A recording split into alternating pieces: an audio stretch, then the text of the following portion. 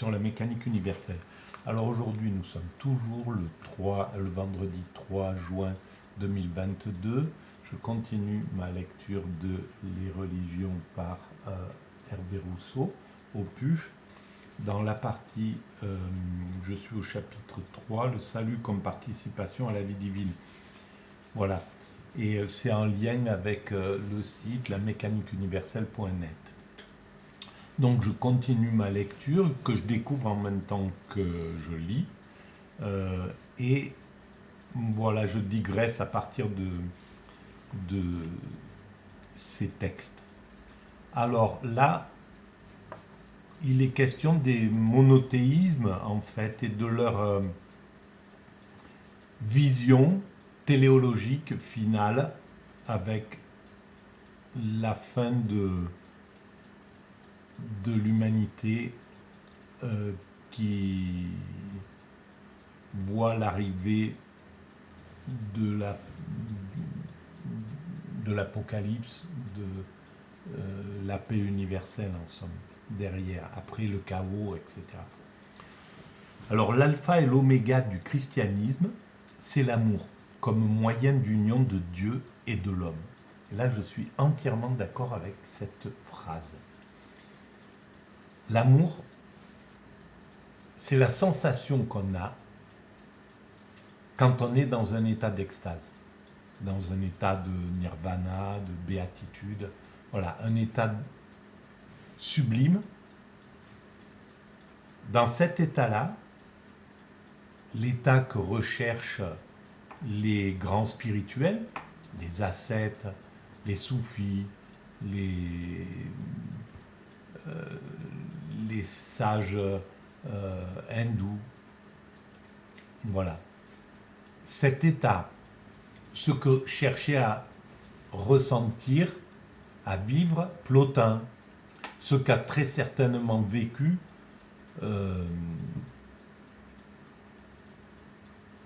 Platon, et des quantités de philosophes ont vécu cet état d'extase. Et à partir de là, ils ont pu comprendre des choses essentielles sur ce que pouvait être le divin. Je pense que Spinoza l'a vécu. Je pense que Hegel a vécu cela. Je pense que tous les philosophes qui considèrent le divin, qui considèrent soit le sens de l'humanité vers l'amour, soit que le divin accorde au divin le fondement que les religions lui donnent, c'est-à-dire cet amour absolu. Voilà. Donc l'alpha et l'oméga du christianisme, c'est l'amour comme moyen d'union de Dieu et de l'homme. Et l'extase, c'est le sommet de l'amour, c'est une sensation d'amour à l'intérieur de l'homme. L'homme ressent un état d'amour absolu. Et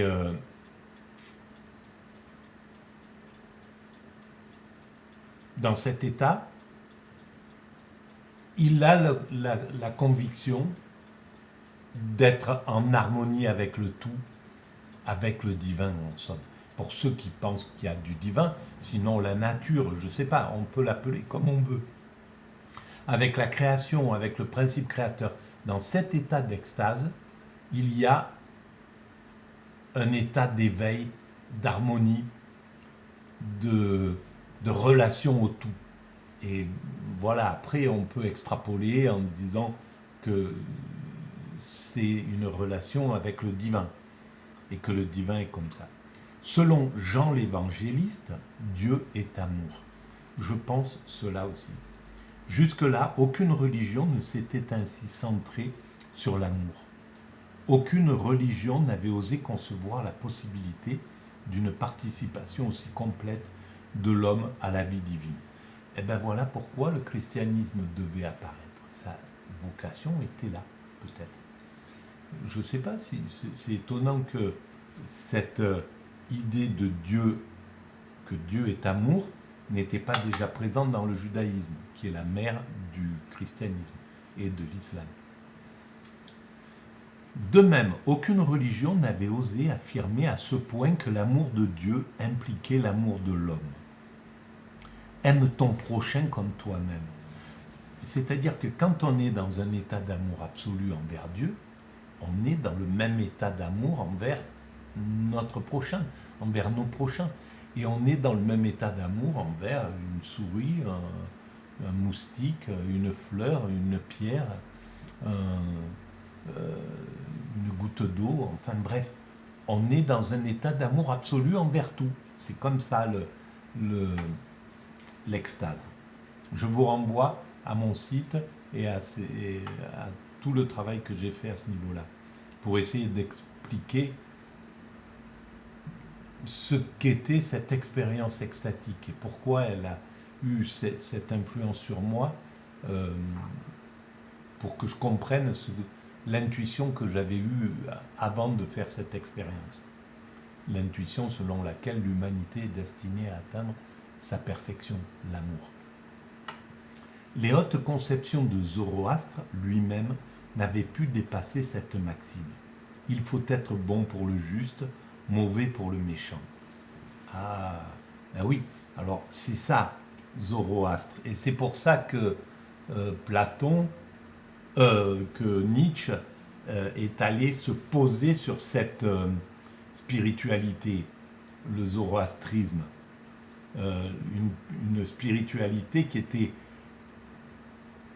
antérieure au christianisme et donc qui était encore sur la vengeance,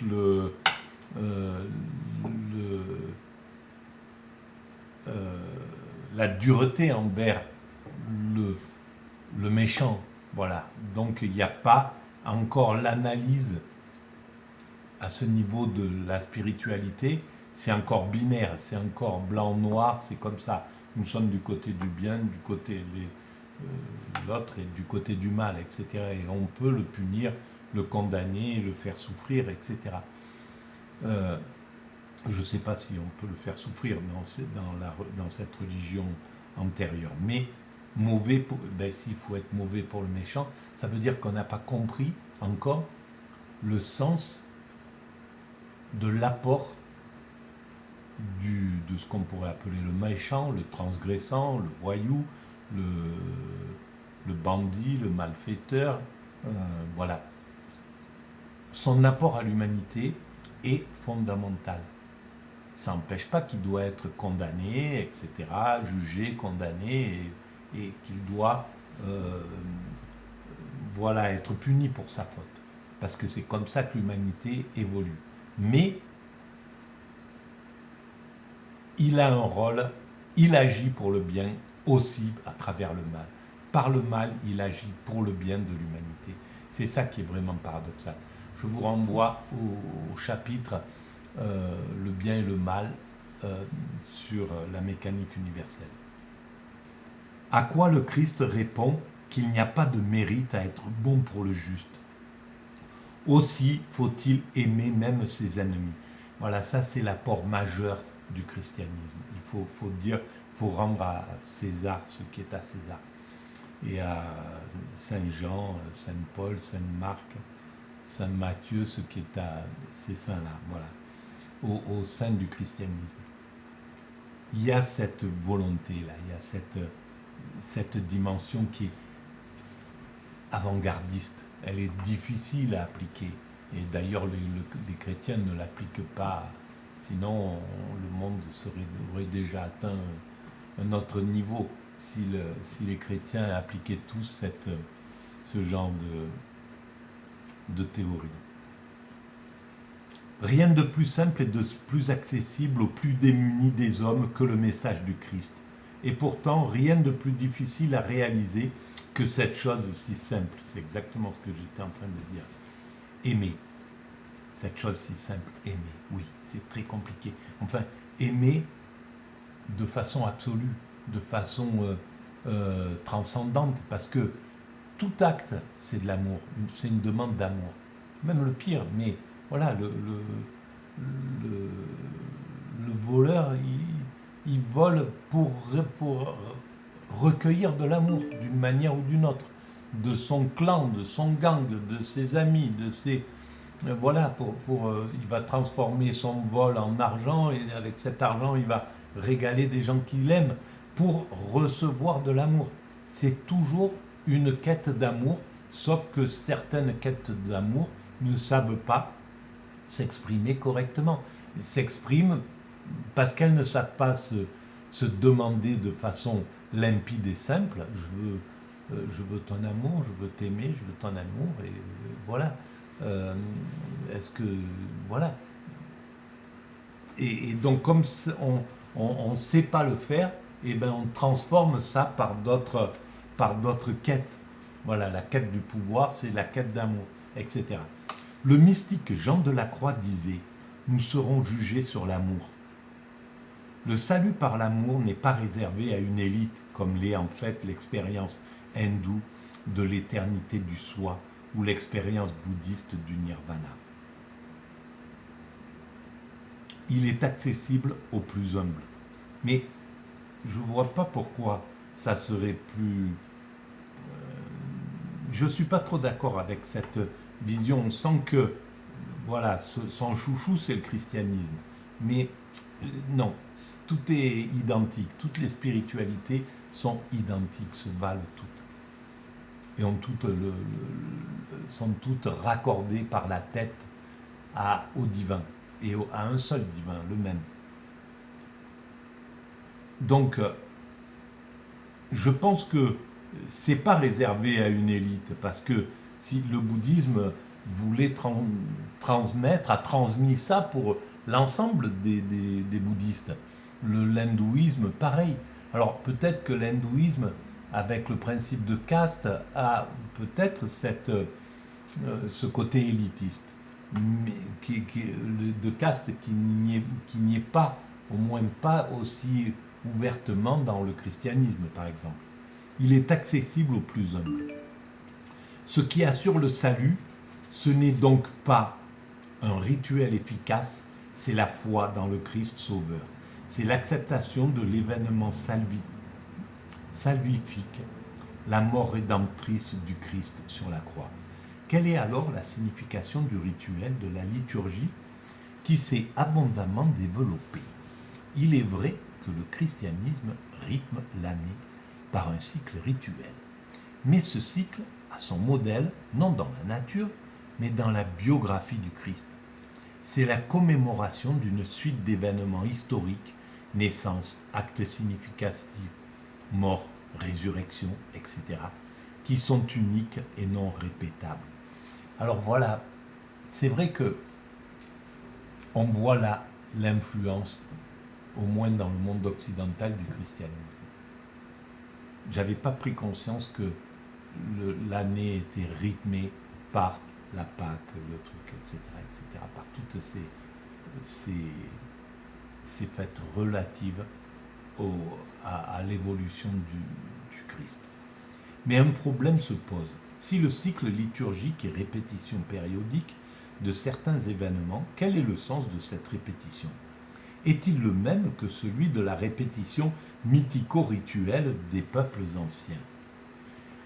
Telle paraît être l'interprétation de Mircea Eliade lorsqu'il écrit que le christianisme utilise les catégories de la pensée mythique, en ce sens qu'il n'y a qu'un seul moyen d'obtenir le salut, réitérer rituellement le drame exemplaire de Jésus-Christ et imiter le modèle suprême, et que du fait même qu'il est une religion, le christianisme a dû conserver au moins un comportement mythique, le temps liturgique, c'est-à-dire le recouvrement périodique de l'illude tempus, des commencements, et qu'enfin l'expérience religieuse du chrétien se fonde sur la répétition liturgique de la vie, de la mort et de la résurrection du Seigneur, et sur la contemporanéité du chrétien avec l'illude tempus qui s'ouvre à la nativité de Bethléem et s'achève provisoirement avec l'ascension du Christ. Mircea Eliade nous paraît plaquer sur le christianisme un schéma qui lui est extérieur. D'ailleurs, il doit ajouter, bien que le temps liturgique soit un temps circulaire, le christianisme fidèle hérité du judaïsme accepte pourtant le temps linéaire de l'histoire. L'incarnation a eu lieu une seule fois dans le temps historique. À notre sens, Eliade inverse les choses dans le christianisme. C'est le temps historique et linéaire qui est le temps réel. Le temps liturgique n'est pas réellement cyclique parce que l'événement salvateur n'est pas répétable. Dans le rite, le chrétien ne devient nullement contemporain du passé. Il ne le réitère pas, il le commémore. Sa répétition serait d'ailleurs parfaitement inutile car l'événement salvifique a été totalement efficace. S'il devait être réellement répété, c'est qu'il n'aurait pas été efficace. La messe est donc commémoration ou, selon un terme ancien, anamnèse, évocation. Mais elle ne rend pas contemporain du passé. Ce qui peut induire en erreur, c'est le sacrement de l'Eucharistie. Il est vrai que le prêtre répète les paroles et les gestes du Christ, selon les instructions de la dernière scène. Faites ceci en mémoire de moi. Mais ce n'est pas la répétition comme telle qui est efficace. Certes, dans le sacrement, il y a actualisation de l'événement salvifique unique dont la communauté se souvient. Mais comment s'opère cette actualisation? Là réside toute la différence entre magie et mystère. Elle ne s'opère pas par le rite lui-même, gestes et paroles, et par sa conformité au modèle passé, elle est opérée par le Christ lui-même, présent mystiquement dans la communauté. Les chrétiens ne sont pas des hommes religieux qui répètent le mythe originel, mais dans le sacrement, c'est Jésus-Christ qui actualise lui-même, ici et maintenant, l'événement mystère de sa Pâque dans une communauté célébrante qui va l'approprier. Alors, il y a un intérêt aussi au fait que le Christ étant là, faisant partie de l'humain, étant en même temps incarné, le christianisme montre que le principe créateur, non seulement il est sous une certaine forme, le vide quantique, le vide à l'origine de l'univers, il est le vide qui constitue l'univers, le quarks, la plus petite dimension de l'atome, mais il est également l'incarnation, dans l'incarnation,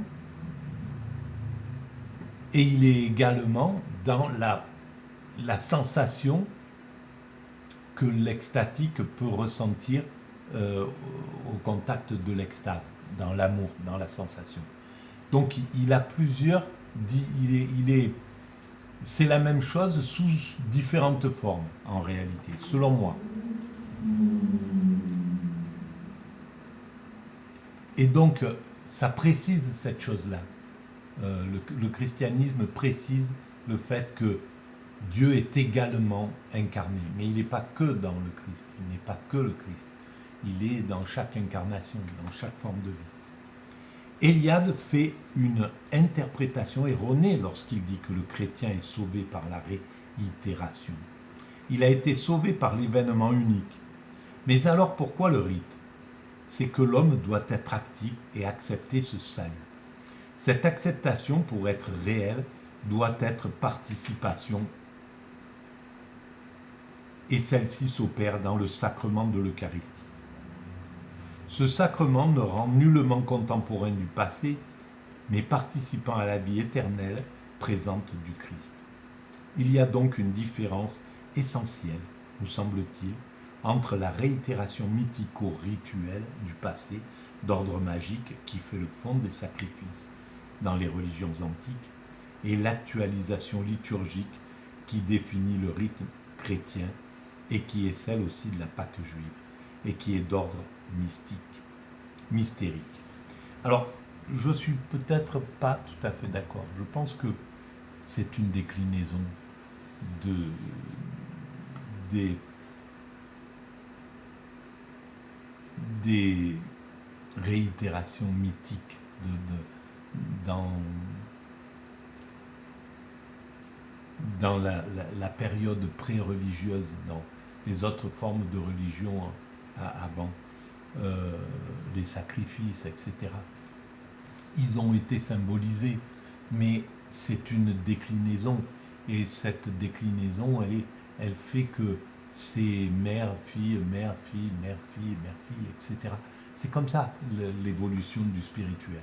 Et ça prend sa naissance chez les premiers hommes, dans ce qui est notre tronc commun. La conception chrétienne du salut a été largement déformée par les religions de type gnostique. La caractéristique de ces religions est que le divin a été victime d'une chute originelle dans la matière mauvaise et s'est éparpillé dans la multiplicité des âmes. Alors voilà, c'est encore des métaphores qu'il y ait du divin dans l'homme, dans la matière, ce n'est pas une...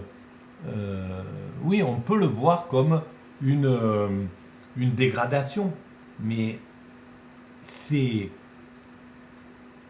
un choix du principe créateur, d'être en même temps avant la matière et de s'intégrer aussi dans la matière et de s'intégrer dans la conscience, dans l'amour, etc. Voilà, c'est comme ça que s'est fait cette création. Pourquoi? On le saura un jour, mais pour l'instant, on ne le sait pas. Le salut consiste dans le retour grâce à la connaissance, d'où le nom de gnose, de ce processus, des parcelles de la substance divine à leur source. Le manichéisme est une religion typiquement gnostique, où Mani intègre des éléments chrétiens, indiens, gnostiques, dans un cadre iranien dualiste. On peut sommairement la résumer dans la formule 2 principes, 3 temps. Les 2 principes sont la lumière et les ténèbres, le bien et le mal, ou l'esprit et la matière. Ils sont éternels, substantiels et infinis chacun, quoique se limitant l'un l'autre. Les 3 temps sont la séparation initiale à l'état de coexistence dans 2 régions limitrophes, puis le mélange résultant d'une agression initiale du mal contraignant le bien à livrer une partie de sa substance aux ténèbres que celle-ci emprisonne dans ce monde, mélange d'esprit divin et de matière mauvaise.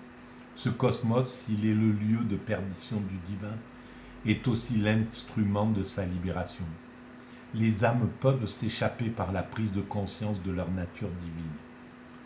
Le 3e temps sera le retour à l'état de séparation originelle, après un embrasement qui anéantira le monde et le purifiera en arrachant les âmes bonnes de leurs enveloppes matérielles. L'état de séparation originelle. Le retour à l'état de séparation originelle. L'état de séparation sera cette fois définitif. On retrouve une conception analogue, mais beaucoup plus simple et démythologisée, et présentée comme un retour aux croyances chrétiennes primitives chez les cathares. Lecture. Le 3e temps sera le retour à l'état de séparation originelle après un embrasement qui anéantira le monde et le purifiera en arrachant les âmes bonnes de leur enveloppe matérielle. Alors, cet embrasement qui anéantira le monde, est-ce que c'est... Voilà, c'est...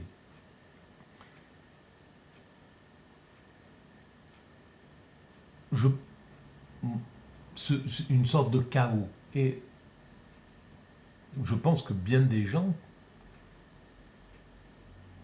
interprètent le monde tel qu'il est en ce moment, tel qu'il avance, comme une avancée vers le chaos. vers quelque chose qui est de plus en plus dangereux, violent, enfin,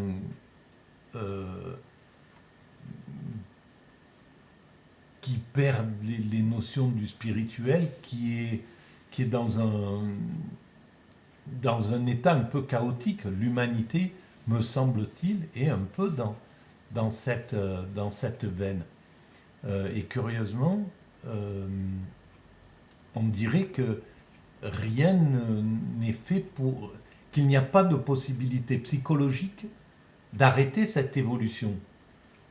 On est guidé, en somme, les guides actuels nous entraînent progressivement par leur surdité, hein, tout simplement, parce qu'ils sont dans un état de surdité et de fanatisme psychologique. C'est simple, hein, quand on rentre dans un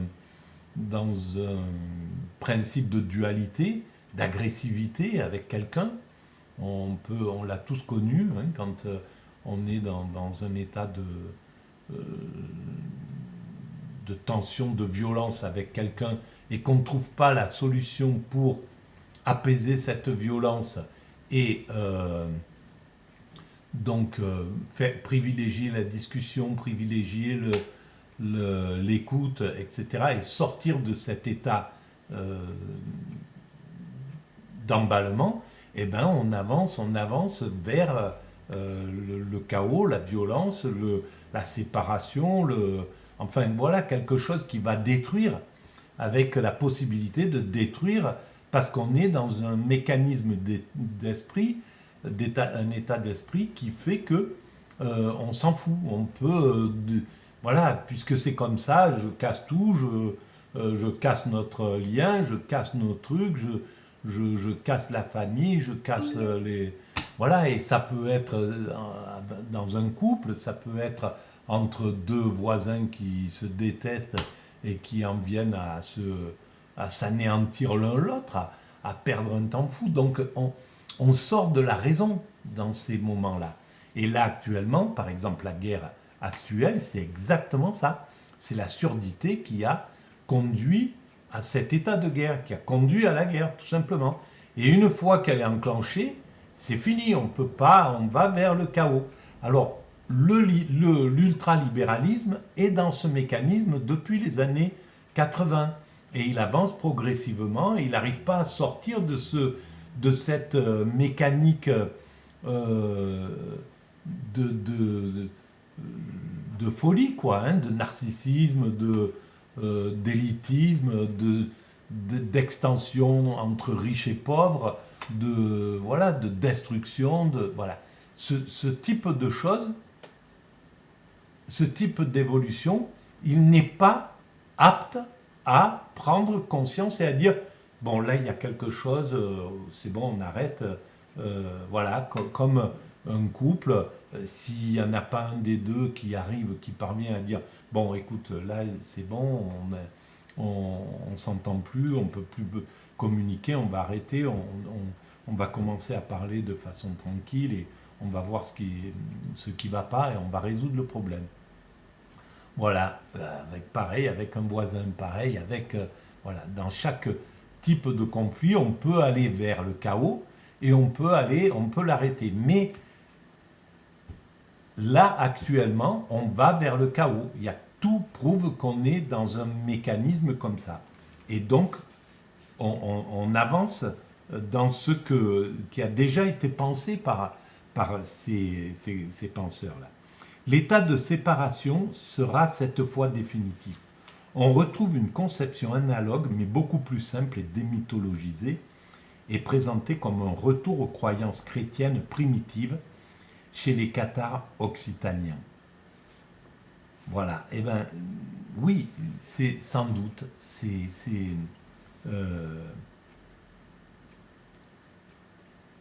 je pense qu'il y a cette évolution. On est peut-être obligé de passer par le chaos pour atteindre pour passer un palier et aller vers cet état de perfection dont je parle sur la mécanique universelle. Et ben voilà, c'est peut-être. Alors c'est peut-être pas le chaos définitif, final, avant que les cavaliers de l'Apocalypse. Je connais pas bien cette histoire. Il faudrait d'ailleurs que je la lise et que c'est important parce que ça va. C'est complètement dans le sens de ce travail-là. Et donc, il serait bien de savoir, voilà, alors après, qu'est-ce que... Symboliquement, on va retrouver, à mon sens, exactement ce que les livres sacrés ont intuitionné. On le retrouvera symboliquement. On passera par l'étape qui a été déjà pris comme intuition. Et pris comme intuition par toutes les mystiques en réalité. Par les mystiques asiatiques comme les mystiques occidentales. Voilà, là je vais arrêter là parce que ensuite c'est la conception islamique du salut. Ben, jusqu'où ça va? Oui, ça mérite encore une vidéo. Voilà. Donc je vais arrêter ici et reprendre plus tard. Merci de votre écoute.